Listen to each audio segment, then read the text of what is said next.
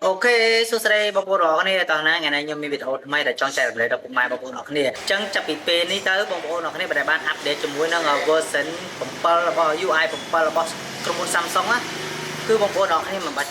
ở tủ sáp tới ở đó hay một hay trang của bạn này bao nhiêu đó ok số đây bao nhiêu đó này tao nói ngày nay nhôm mi bị ổn may là cho chạy lại đọc mai bao nhiêu đó này chẳng chập bị pen ní tới bao nhiêu đó này bài bản update cho mỗi nó version bumper là bao UI bumper là bao trong một Samsung á cứ bao nhiêu đó này mà bật ở tủ sáp tới ở đó hay một hay trang của bạn này bao nhiêu đó này rồi bao nhiêu này tủ sáp tay xăm thì em phải buôn Galaxyสีโฟmũi hay là flip cái nhau bộ nàyสีcục cuốn này cho nó mũi này tapi giờ phải là làm phải cuốn á bộ này bộ này sẽ tôi sắp bộ này để áp để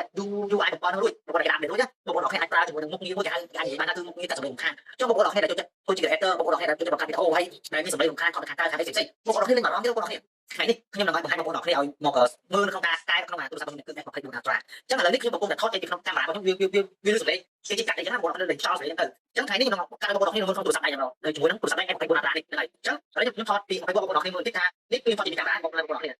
tôi camera xong rồiนี่บอกนี่นี่ก็ยังกระไรก็ปุ่มทอดจิตวิจารณ์นะฉันติดติดยังนั่งโจทย์รอสกรีนตู้สับได้นั่งบอกให้มาบอกนี่ปีละเดียบคัดสำเร็จสำคัญนั่งแต่รอฉันก็บอกงองอยู่ต่อก็บอกงองอยู่แต่ตั้งนั่งอยู่นั่งการคัดสำเร็จสำคัญแล้วตู้สับได้ตอนนี้ยังปุ่มปีโอ้ประหยัดแต่ยังทอดยังทอดรับก็บอกนี่ใช้ตัวไกลกันเลยแล้วเขาบอกให้เราเป็นไฟให้เหมือนแค่ก็แบบไกลกันเลยแต่ไกลปอนนงการที่อีกปีเดียวแล้วการที่สินอีกปีเดียวตู้สับได้ซับซ้อนแต่มันโดนั่นมันต้องสำคัญจะต้องเป็นแบบต่อแต่เพื่อจุดจะบอกนี่ let's go តោះហ្នឹងហើយសួស្តីបងប្អូនអរគ្នាហ្នឹងហើយឥឡូវខ្ញុំបាន copy ចូលទៅក្នុងទូរស័ព្ទរួចហើយអញ្ចឹងក្នុងនេះគឺជាកម្មវិធីរបស់ខ្ញុំណាបងប្អូនអរគ្នាអញ្ចឹងឥឡូវខ្ញុំនឹងបងប្អូនអរគ្នាទៅមើលតែម្ដងនៅក្នុងវីដេអូហ្នឹងហើយនេះគឺជាវីដេអូដែលខ្ញុំបានថតបងប្អូនអរគ្នាណាហ្នឹងហើយឥឡូវខ្ញុំចូលវីដេអូដែលខ្ញុំថតមិញនេះគឺជាវីដេអូដែលខ្ញុំថតមិញបងប្អូនអរគ្នាអញ្ចឹងមុននឹងវាបើយើងថតចេញពីកាមេរ៉ាគឺយើងថតបញ្ចូលទៅវាចេញជាលក្ខណៈចេះបងប្អូនណាវាចេញជាអញ្ចឹងឥឡូវខ្ញុំចូលទៅកន្លែងនេះខ្មៅបងប្អូននេះកន្លែងនេះខ្មៅនេះអញ្ចឹងខ្ញុំចុចទៅកន្លែងនេះខ្មៅ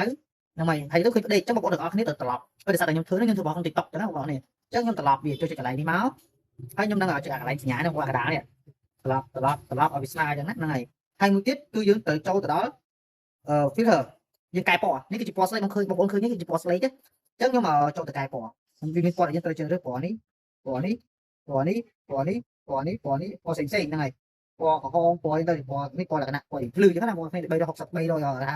360ណាហ្នឹងហើយហើយខ្ញុំយកអាហ្នឹងចុះខ្ញុំយកអាពណ៌360ហ្នឹងយើងចង់តម្លើងភ្លឺតម្លាក់អីប៉ុណ្ណាបងប្អូនណាអញ្ចឹងខ្ញុំចង់យកប៉ុណ្ណេះបានហើយបើយកនេះគេឲ្យខ្ញុំមកស្លេកភ្លឺខ្ញុំតម្លាក់ភ្លឺតិចឲ្យវា focus យើងតិច exposure យើងមើលមកល្មមឃើញស្អាតបងប្អូនហ្នឹងហើយតិចទៅ contrast យើងយកដុតតិចមកនេះ contrast យកនេះដុតមក high ខ្ញុំតម្លាក់អស់ shadow ខ្ញុំទីតម្លើង shadow បន្តិចហ្នឹងហើយឃើញ focus ថាឃើញភ្លឺយើងផុសហ្នឹងហើយ saturation ហ្នឹងលក្ខណៈពណ៌មុខនេះវិញ slate យើងយកពណ៌យើងមុខឲ្យយើងពណ៌យើងក្រហមតិចមកដល់បើឃើញមុខយើងលក្ខណៈក្រហមណាហើយអានេះយើងលក្ខណៈយើងសេរីថែមដល់វាយើងថាមើលទៅយើងមានជាតិថាមានជាតិបងប្អូនអរគ្នាហ្នឹងហើយហើយអានេះទៅបងប្អូនចុចទៅឲ្យអានេះលក្ខណៈឲ្យយើង sharp ឲ្យវាថាមុខយើង sharp ឲ្យវា sharp តិចណាយើងបើយកខាងពេក sharp ហើយនេះយើងដាក់យើងពលឺខាងក្រៅយើងតម្លាក់ពលឺក្រៅទៀតមកវាពលឺពេកឲ្យវា focus វាថាផលិតរូបយើងឡើងហ្នឹងហើយតែប៉ុណ្ណឹងបងប្អូនអរគ្នាហើយពេលដែលយើងចប់អញ្ចឹងយើងត្រូវចូលទៅដល់នេះបងប្អូននេះយើងចូលទៅដល់កាត់សម្លេងរំខានហ្នឹងហើយកាត់សម្លេងរំខានបងប្អូននេះកន្លែងនេះហ្នឹងហើយយើងចូលដល់កន្លែងហ្នឹងឃើញពីមុនអត់មានទេឥឡូវមានហើយលើ M24 អញ្ចឹងណាអញ្ចឹងយើងចូលទៅកន្លែងហ្នឹងហើយយើងចុចកន្លែង audio eraser នេះ generate ណាបងប្អូននេះបើ AI អញ្ចឹងឥឡូវមុននឹងយើង generate វាយើងត្រូវស្ដាប់សិនសួស្តីបងប្អូនអរគ្នាតើថ្ងៃនេះខ្ញុំមានវីដេអូថ្មីដែលចង់ចែករំលែកដល់ពុកម៉ែបងប្អូនគ្នាអញ្ចឹងចាប់ពីពេលនេះតើបងប្អូនអរគ្នាបានអាប់ដេតជាមួយនឹង version 7របស់ UI 7របស់ក្រុម Samsung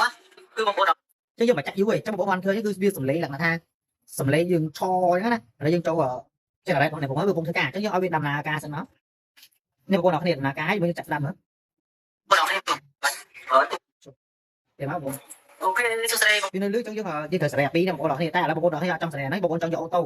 អូតូគឺវារត់មកនេះហ្នឹងហើយចូលស្ដាប់បងប្អូនគ្នា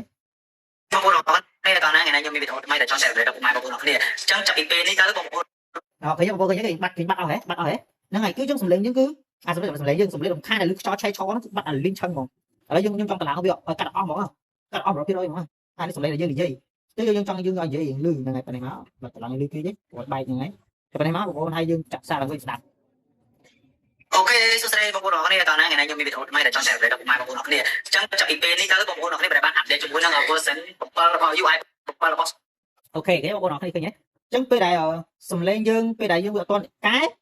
វាលក្ខណៈថាវាលឺសំឡេងខ្យល់សំខាន់មែនតើអញ្ចឹងអានេះយើងកែនៅលើទូរស័ព្ទ S24 សុទ្ធតែម្ដងបងប្អូនអរគ្នាអញ្ចឹងបន្តវីដេអូនេះវែងតិចហ្នឹងហើយឥឡូវយើងចុច apply ទៅបងប្អូន apply អូខេអញ្ចឹងឥឡូវនេះ color ដែលយើងបានកែហើយជាមួយនឹង សំឡេងដែលយើងកែហើយយើងសេវបងប្អូនយើងសេវ copy មកយើងសេវហ្នឹងបងប្អូនគ្នាចឹងតិចខ្ញុំនឹងបង្ហាញបងប្អូនគ្នាពី color ជាមួយនឹងដែលយកអត់តន់កែហើយជាមួយនឹងវីដេអូដែលវា export ហើយដែលយើងកែហើយតើវាទៅជារសជាតិបែបយ៉ាងណាចឹងបងប្អូនគ្នាកុំភ្លេចតាមដានជាមួយនឹងខ្ញុំបន្តទៀតឥឡូវខ្ញុំកំពុងតែចូលទៅហើយ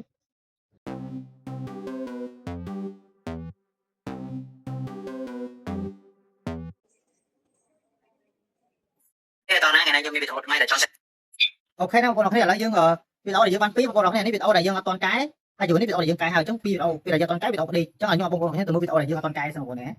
សួស្តីបងប្អូនគ្នាតោះណាថ្ងៃនេះខ្ញុំមានវីដេអូថ្មីដែលចង់ចែករំលែកដល់ពុកម៉ែបងប្អូនគ្នាអញ្ចឹងចាប់ពីពេលនេះទៅបងប្អូនគ្នាបាន ណាបងប្អូនគ្នាបងប្អូនលឺឲ្យទៅសុំពេញប៉ុងហ្នឹងឥឡូវយើងមកវីដេអូដែលយើងកែណាបងប្អូន អូខេសួស្តីបងប្អូនគ្នាតោះណាថ្ងៃនេះខ្ញុំមានវីដេអូថ្មីដែលចង់ចែករំលែកដល់ពុកម៉ែបងប្អូនគ្នាអញ្ចឹងចាប់ពីពេលនេះទៅបងប្អូនគ្នាបានអាប់ដេតជាមួយនឹង version 7របស់ UI 7របស់ក្រុម Samsung